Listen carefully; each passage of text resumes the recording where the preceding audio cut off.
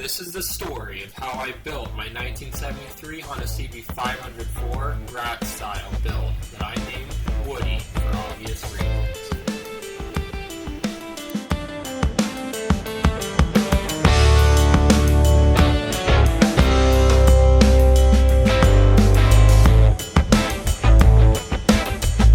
I'm headed to look at a Honda CB500.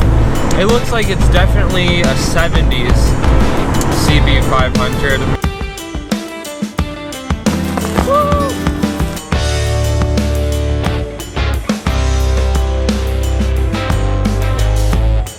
Check it out. Also, this bike came with a whole extra engine. I didn't end up needing the extra engine for my bike, so I just parted it out, found out that it was filled with water, and then sold most of the components on eBay and made over $300. So in the end, the bike was basically free. I always start out my builds by first getting the bike running, or trying to. Woo! First I gave the bike a new battery. Oh my god. I was way wrong with that fuel routing the first try, but it was a dual petcock outlet kind of weird situation, but we gave it some fuel, and now let's see if it starts. Wouldn't be surprised if it starts leaking out of the overflows here in a second. Yep, what did I say? We got gas leaking out of the overflow. Looks like on only 2 of the carburetors.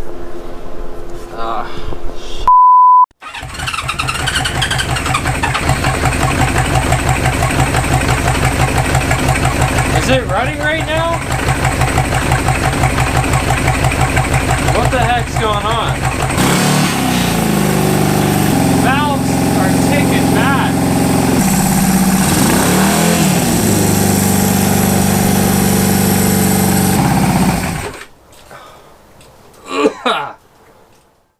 While the bike did start up, it was not running on all 4 cylinders. It was ticking. It needs a lot of work. So I started by pulling the carburetors off to first fix that fuel leak and rejet the bike to run better with the pod air. So 2 sizes up on the idle jets and 2 sizes up, or 3 sizes up on the main jets. Got 130. Man, did I learn a lot about these old bikes in the past 3 years. When I first took the carbs apart, all I did was really put new jets in them and spray through the fuel inlets. I didn't use compressed air or anything, just carb cleaner. And it really didn't do that good, but it was the best I could do at the time just to get the bike running a little bit better. They really needed a complete rebuild, but I didn't do that until much later. With the fuel leak fixed, it was now time to take the bike on its first test ride.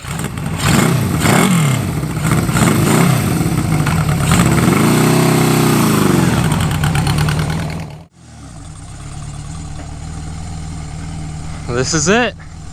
I'm just going slow up this hill because these tires are slick and the grass is wet. All right, let's go. And we're off. Wow.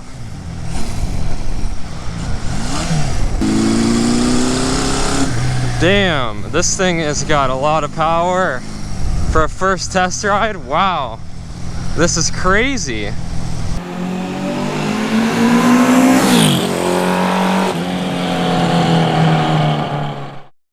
Then it was time to finally address the valve ticking issue. And there we go. Unlike using shims to adjust these valves, it's a very easy adjustment, just done by this undoing this lock nut here and then getting a flathead screwdriver on the valve adjuster. Don't know what else to call it. You can tighten it to reduce the clearance or loosen it to increase the clearance. See what the clearance is. So it should go in there with just a little bit of resistance. I can't even get it in there. First checking the intake valve, 0.002 of an inch, and that one's totally loose. So that could be the problem. It sounded like the ticking was worse on this side too, to be honest. So I set all the valve clearances correctly, and then I adjusted the cam chain tensioner. I twisted it and then let go, see how it springs back. Now, the position where it springs back to, that's exactly where you want it to be. It was time to take it on another test ride. Alright, got the bike out.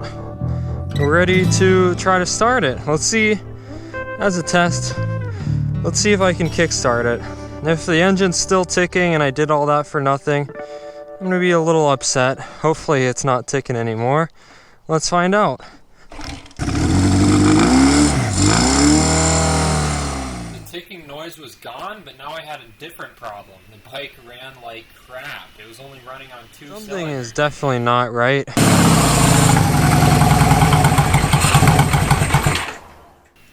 So I decided to try and adjust the ignition timing.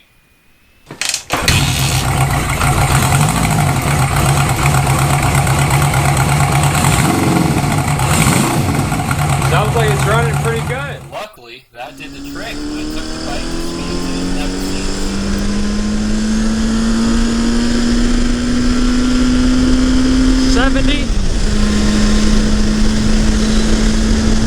70. Almost hit 80. But overall, bike sounds good. It's running good. I think I can move on to some of the stuff like putting a headlight in. I really don't want to change this bike too much. It's got really good bones. I like the vintage kind of patinaed look. You know, I just want to leave it, I want to leave it mostly stock because this is a good looking bike for a stock bike. But I didn't do any of that. In fact, I didn't do anything to that bike for the next 3 years because I was busy with all of these different projects. And I just bought my first house at the time of that last video, and it really was not a good time for building a bike, so it just sat at my parents' house for, hell, 3 years until I finally decided to pick it up and give it what it needs. Oh, what's up YouTube? I'm building another Café racer.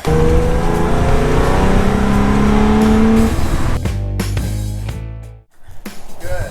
What's a long time coming? Yep, say hi to YouTube. Hey YouTube, what's up? It's flat tires. I'm sure. Oh, the front one's got air, a little bit. Oh, this is the old Honda CB500. I've had videos about this thing in the past, and it's time to do something with it. It's been sitting back here behind my dad's house for so long now.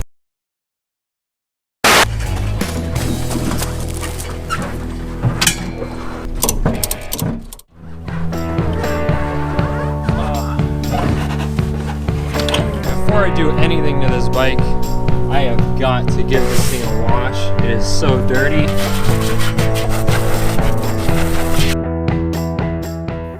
After sitting for so long, I had to put another new battery in it, and the carburetors again. They were varnished up so good. Definitely some varnish in there. But after that, the bike lives again.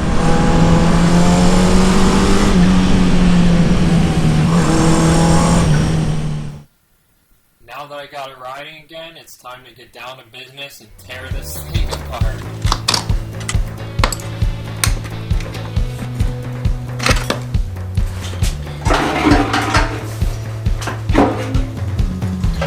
Next up, carburetors.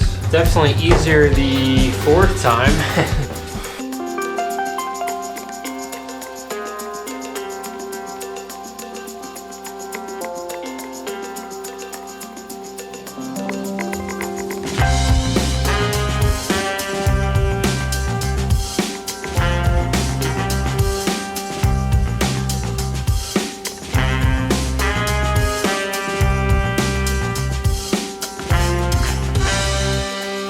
Bike's pretty much stripped out. Now that the bike is assembled, I have to restore it piece by piece, starting with the forks. In this video, we are going to be trying to restore these forks. There is a problem though. There is obviously some rust.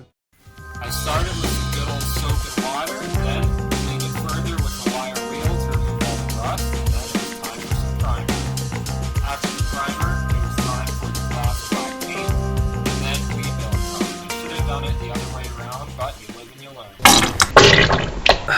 Insert Taco Bell joke here.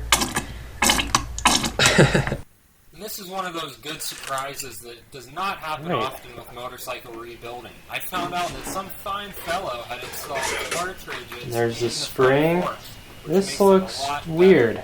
Not what I expected. Usually it's just a spring and that's about it. This has some kind of, I don't know, this is like a performance fork almost. So then it was time for some new fork seals, and then rebuild and some new fork oil.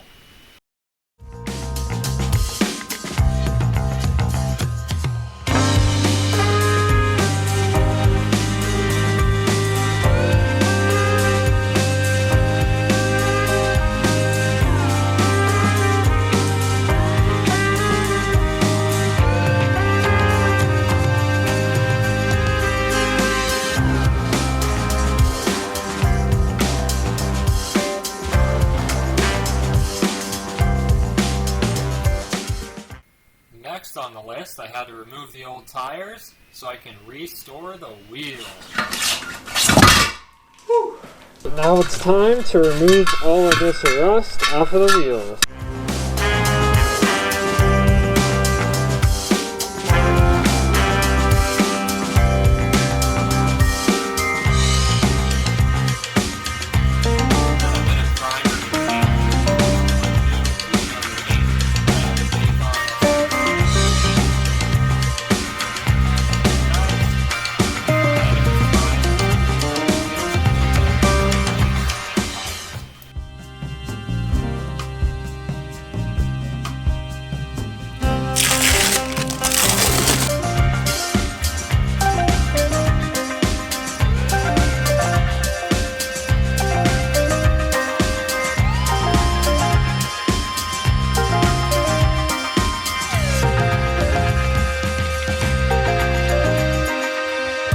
This wheel is balanced now.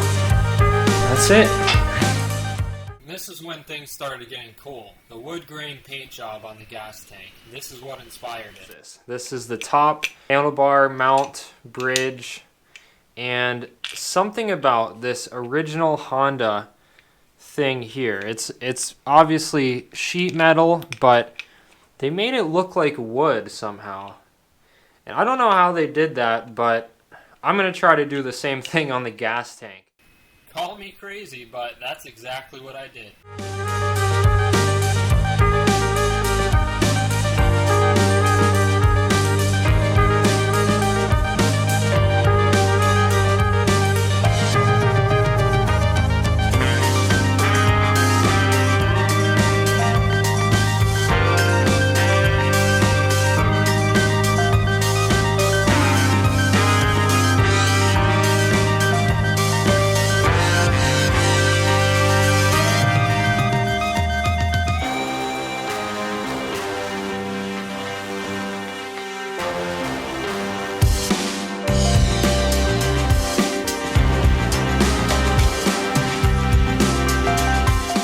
The stain is dry, and now it is time to put on the 2K clear coat.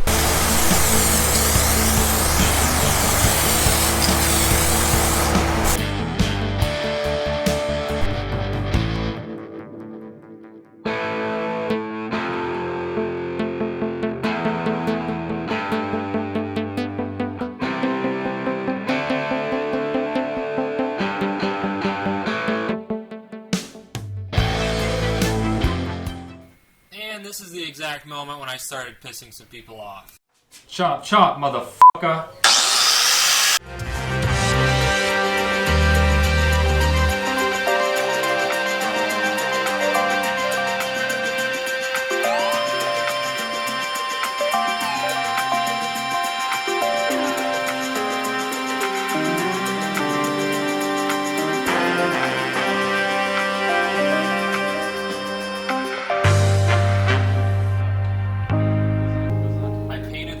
Covers to match the gas tank and the fender. Came out great.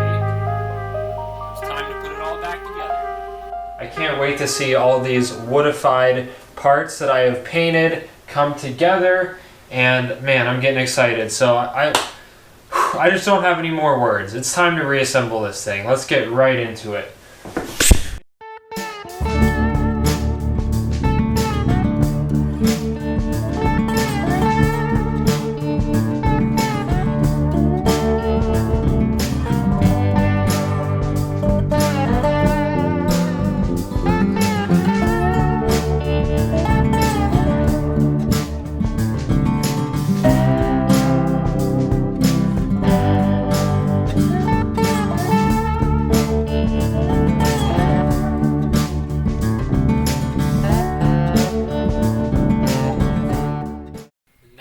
Let there be light!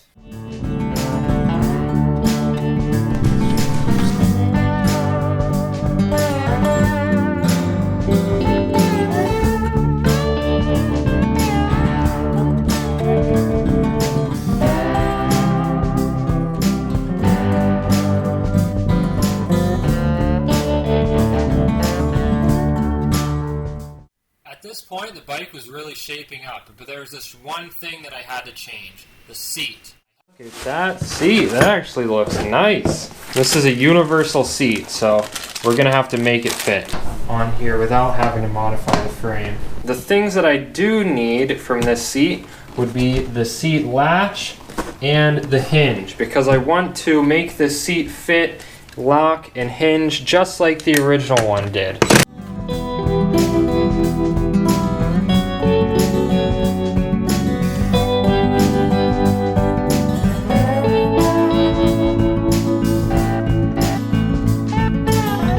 Make sure it fits.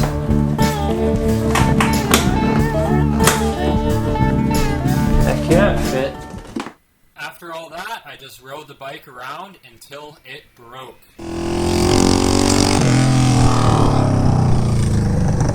Oh. Well, the exhaust pipe just came off. Could I have just put the pipe back on and been done with it? Yeah, but I wanted the pipes to be shorter, angled up higher, and cooler, so that's what I did.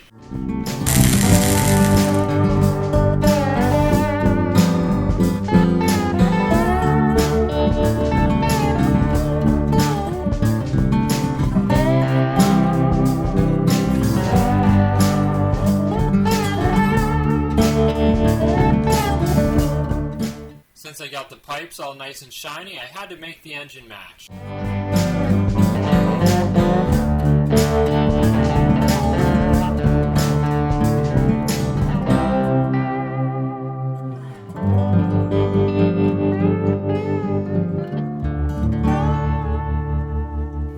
Finally, all that was left was just some finishing touches.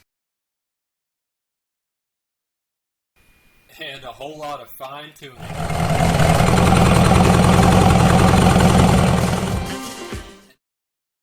After about 7 months of hard work, the bike was finally done.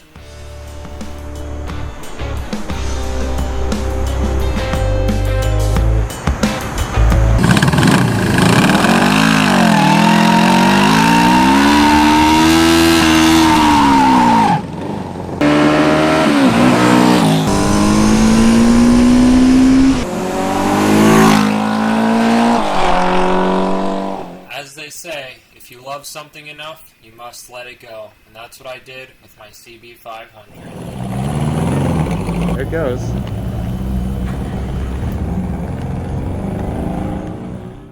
Sold the bike. He freaking talked me down to $3,100 after we agreed on $3,200, which sucks, but hey, it's only $100. So it is what it is. As promised, here's the list of all the expenses, and I sold a lot of the extra parts and stuff on eBay, so that took the total expense down to $976. I sold the bike for $3,100, which means I made a total of $2,124 profit. Not bad. And now I gotta go find a new bike. If you enjoy this kind of stuff, please hit that subscribe button down below. Hit the like button if you enjoyed this one. We did it. Thanks for watching. I'll see you guys next time.